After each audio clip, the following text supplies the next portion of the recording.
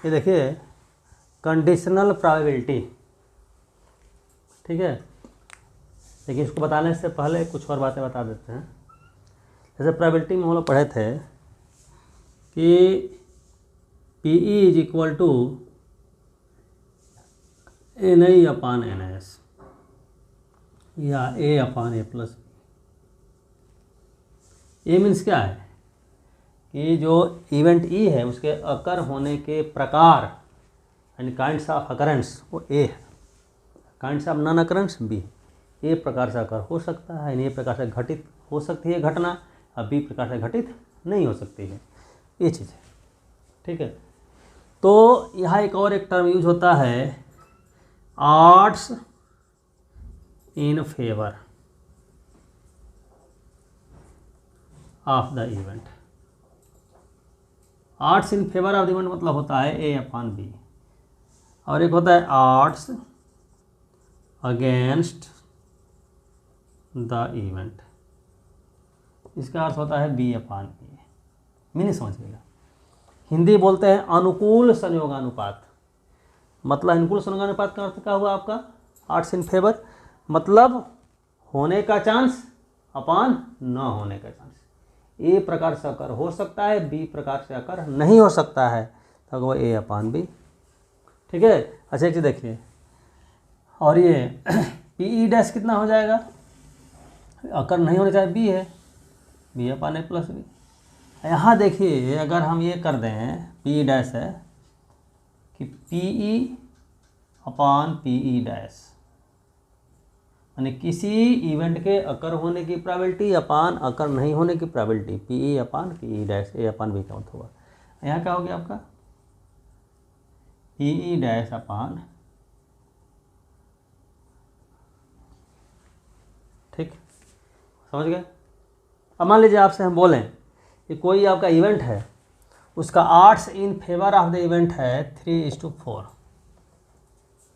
इसका अर्थ क्या निकालेंगे आपका कि आपका होने की, इसके अकर होने की चांसेस जो है, तरीके जो हैं 3 प्रकार से हो सकता है, 4 प्रकार से नहीं हो सकता है। तो कहा जाए कि इसकी प्रोबेबिलिटी बताइए, तो क्या बताएंगे 3 अपान 3 प्लस 4, दोनों ऐड करें टोटल। नहीं होने की बात करेंगे तो 4 अपान क्या कर देंगे 3 प्लस 4, समझ बात को। तो मान लीजिए कह दिया जाए कि किसी इवेंट के अकर होने की प्रोबेबिलिटी है 1/3, तो odds in favour of the event बताना है। तो क्या है P अपान P डैश यानी 1/3 अपान 1 माइनस 1/3 कर लीजिएगा, 1/3 2/3 नहीं 1/2, ठीक। तो इतनी बात समझ गए।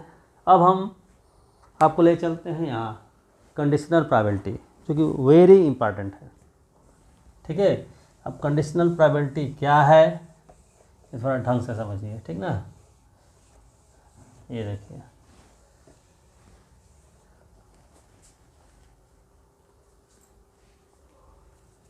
ठीक है, देखिए जैसे ये सेट थ्योरी में आप पढ़ते हैं तो वेन डायग्राम जब ड्रा करते हैं तो रेक्टेंगल से दिखाते हैं किसको, यूनिवर्सल सेट को। हम प्रोबेबिलिटी में आप लोग बताए थे कि जो सैंपल स्पेस यूनिवर्सल सेट का काम करता है, ठीक ना। इसलिए आपका जो है सैंपल स्पेस को दिखा देंगे वेन डायग्राम से ऐसे, ठीक। इवेंट सेट की तरह यूज करता है ऐसे, मान लीजिए इवेंट, ठीक है। 2 इवेंट हम इस तरह से ले रहे हैं। मान लीजिए यह जो है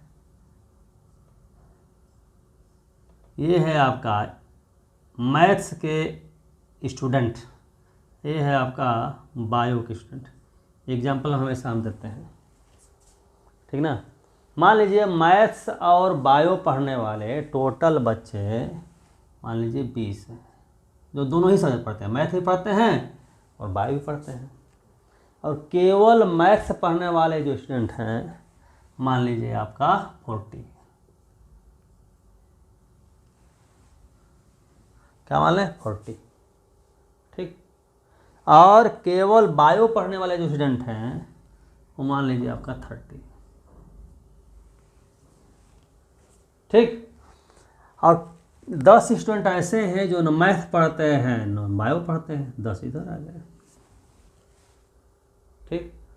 तो अगर ये कहा जाए कि टोटल स्टूडेंट कितने हैं स्कूल में, मान लीजिए स्कूल की बात हो रही है, एस फॉर स्कूल ही समझ सकते हैं, तो कितने स्टूडेंट हैं बताइए। 40 + 20 60, 60 + 30 90, 90 + 10 100, यानी NS = हम कह सकते हैं 100। मान लीजिए किसी स्कूल में 100 विद्यार्थी हैं, जिसमें 40 केवल मैथ पढ़ते हैं, 30 केवल बायो पढ़ते हैं, या 20 जो है दोनों पढ़ते हैं, और 10 बच्चे ऐसे हैं जो न मैथ पढ़ते हैं न बायो पढ़ते हैं। अब इसमें आपसे हम बोलें कि NAM क्या होगा, यानी मैथ्स पढ़ने वाले टोटल स्टूडेंट कितने हैं, तब क्या बताएगा। 40 + 20, ये मैथ इतना ना है भाई, 20 बच्चे भी तो मैथ पढ़ने वाले हैं, तो 40 + 20 कितना हो जाएगा 60। और बायो पढ़ने वाले कितने हैं भाई, कितने हैं 20 + 30 50 हो गया। ठीक है, अगर हम ये बोलें कि मैथ्स और बायो दोनों पढ़ने वाले कितने हैं, तो क्या बोलेंगे आप 20। ठीक, कोई दिक्कत है नहीं।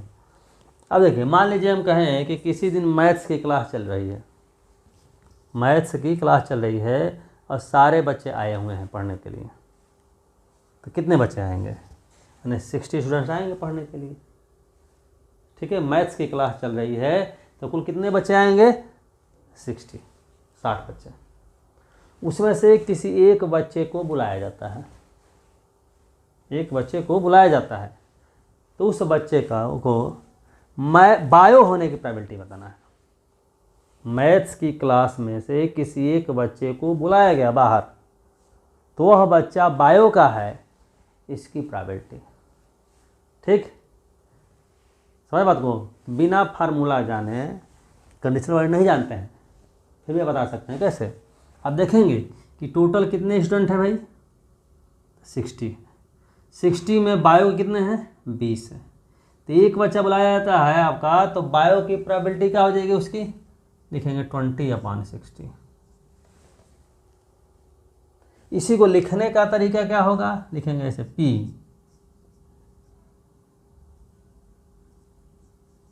B/M, मतलब क्या है, probability of B when M occur.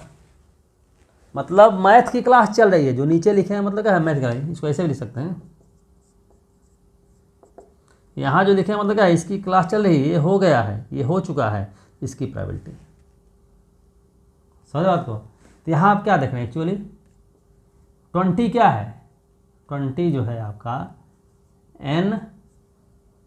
NM intersection B है, और 60 क्या है NAM है। ठीक है, यदि हम इसे ऐसा करते हैं कि NS से डिवाइड कर दें, तो क्या हो जाएगा NM intersection B upon NS क्या हो जाएगा P M intersection B divided by P M। ठीक, यानी PB/M हो गया। ये गौर करिए, ध्यान दीजिएगा, PB/M मतलब क्या है, जो है उस दोनों का इंटरसेक्शन ऊपर है, और नीचे क्या है, जो नीचे आपका M है। ये एक तरह से ऐसे फार्मूला बना कि P ऐसे लिखिए या कैसे लिखिए, ऐसे लिखिए, यानी probability of A when B अकर, ये पढ़ते हैं हम कंडीशनल प्रोबेबिलिटी, क्या बोलते हैं, conditional probability of A when B अकर। ठीक, देखिए तो क्या हो जाएगा, दोनों का इंटरसेक्शन P अपॉन PB।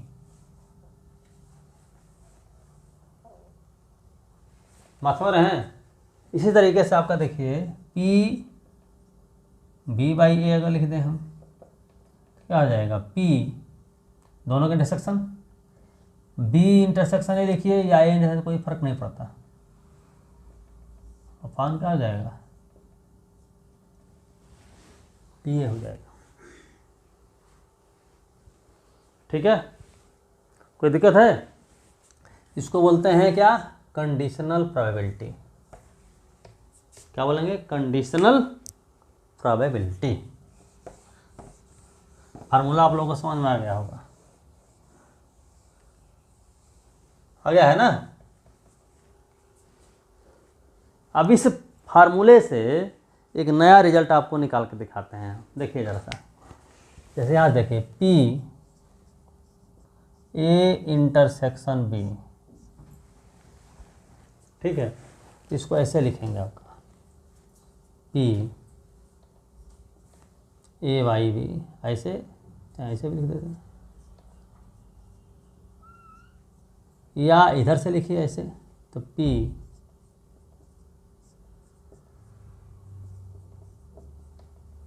देखिए इसको याद करने का बड़ा बढ़िया तरीका इंटरसेक्शन भी है ना।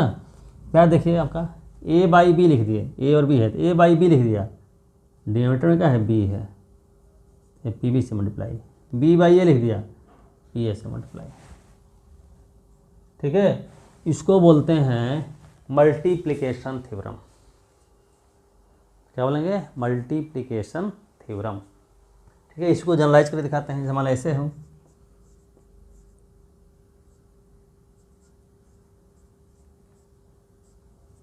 देखिए इसको ऐसे लिखते हैं, देखिए इसको भी समझिएगा। जैसे मान लीजिए ऐसे लिख दिए हम पी बी लिख दिए, तो लिख दिए पी ए लिख दिए, जिससे मल्टीप्लाई वो डिवाइड में होगा, तो पी ए लिख दिए, देगा पी ए बी, तो second B by A into P C by C है, तो सी के पहले क्या है, ए इंटरसेक्शन बी है, तो इंटरसेक्शन बी कर देंगे। इसको हम प्रूव करके दिखा देते हैं कैसे। देखिए जैसे पी ए है, अब पी बी बाई ए है, जो भी आपका हो, दोनों का फार्मूला के अनुसार क्या है, दोनों का इंटरसेक्शन, तो पी क्या होगा, A intersection B by P A. यहाँ देखिए, यहाँ दोनों का इंटरसेक्शन क्या होगा, P intersection A intersection B intersection C by P, इससे ये कैंसिल हो गया, इससे ये कैंसिल हो गया, ठीक। ऐसे ही आपको बताएं, लिख दें ऐसे, अगर पी ए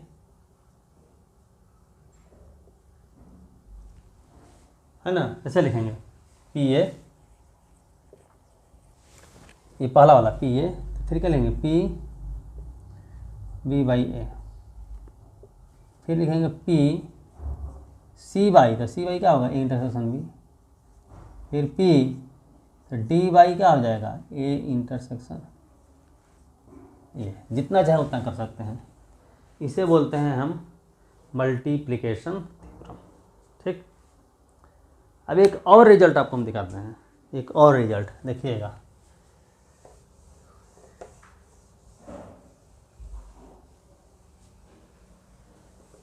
इसे यहाँ लिखा गया है P A by B, P A by B. P A by B का अर्थ हुआ कि ए की प्रोबेबिलिटी जब बी अकर हो चुकी, बी के अकर होने के बाद हमें निकालना है ए की प्रोबेबिलिटी। और एक बात बता दें आपको कि अगर हम कहें कि ए और बी इंडिपेंडेंट है, ज़रा कॉमन सेंस से हम सोचें, बिना प्रोबेबिलिटी पढ़े, कि ए और बी इंडिपेंडेंट है। इंडिपेंडेंट दो इवेंट है, इसका मतलब क्या है कि किसी के अकर होने का किसी दूसरे पर इफेक्ट नहीं पड़ता है। ए अगर अकर हो गया तो बी पर इफेक्ट नहीं पड़ेगा, बी अगर अकर हो गया तो ए पर इफेक्ट नहीं पड़ेगा।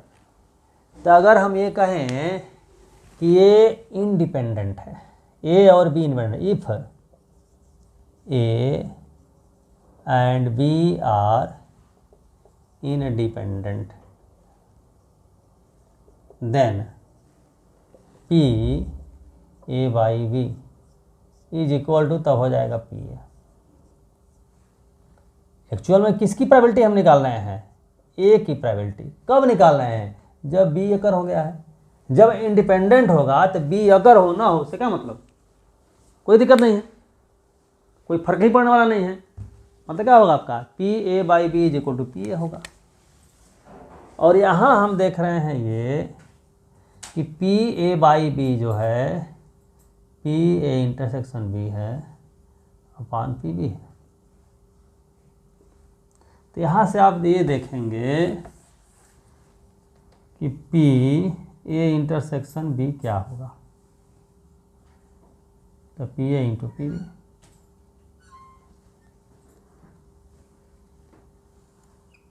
यानी एक बहुत बड़ा निष्कर्ष निकला कि ए और बी अगर इंडिपेंडेंट है तो उनका जब इंटरसेक्शन की प्रोबेबिलिटी निकालेंगे तो दोनों के प्रोडक्ट के इक्वल होगा। ये प्रूव हो गया। लेकिन इसी को हम वेरीफाई करके दिखाएंगे। यहीं पर कन्फ्यूजन क्रिएट होता है कि बच्चा सब कुछ ये पढ़ लिया कि इंडिपेंडेंट मल्टीप्लाई होता है, तो ये क्यों होता है, पूरी प्रोबेबिलिटी ख़त्म हो गई, समझ में नहीं आती है बात।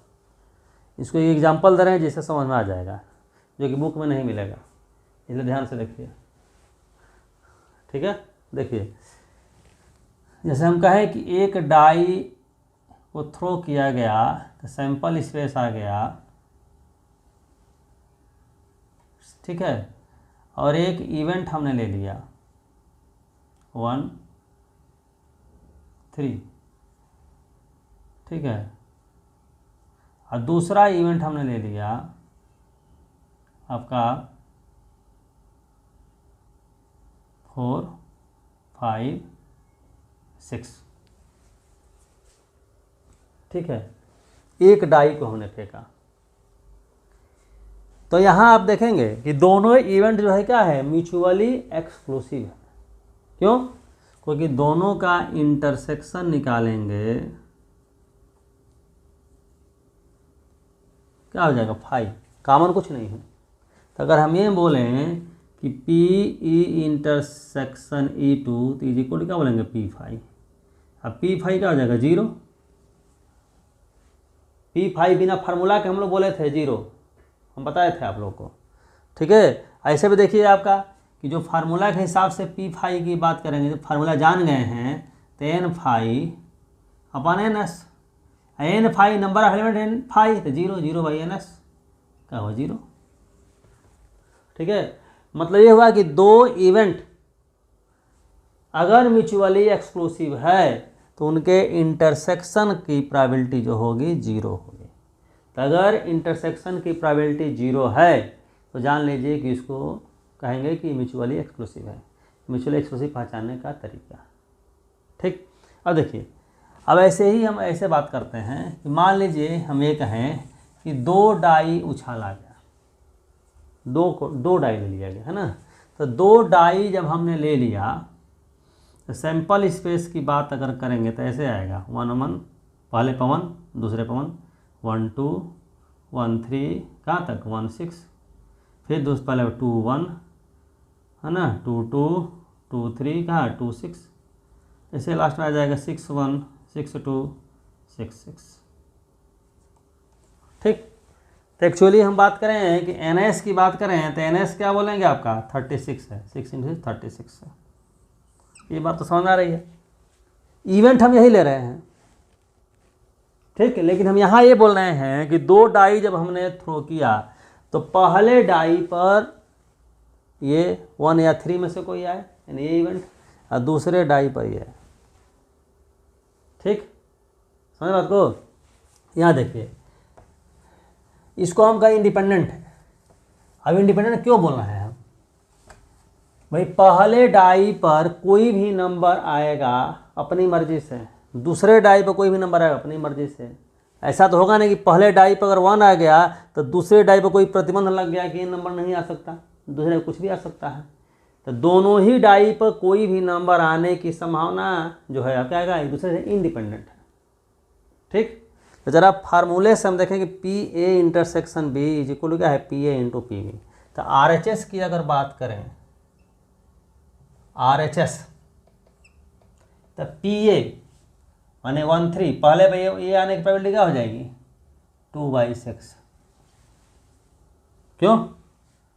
पी E1 क्या हो जाएगा, 2 एलिमेंट है, टोटल S कितने ये हो जाएगा, एक डाई जब उछालेंगे तो अब ये हुआ S, और दूसरे के लिए कितना हो जाएगा 3/6, कितना हो जाएगा 2 3 जा 6 बाई 36। मन होता है कैंसिल करेंगे, नहीं तो छोड़ देंगे ऐसे ही, ऐसे रहने देते हैं।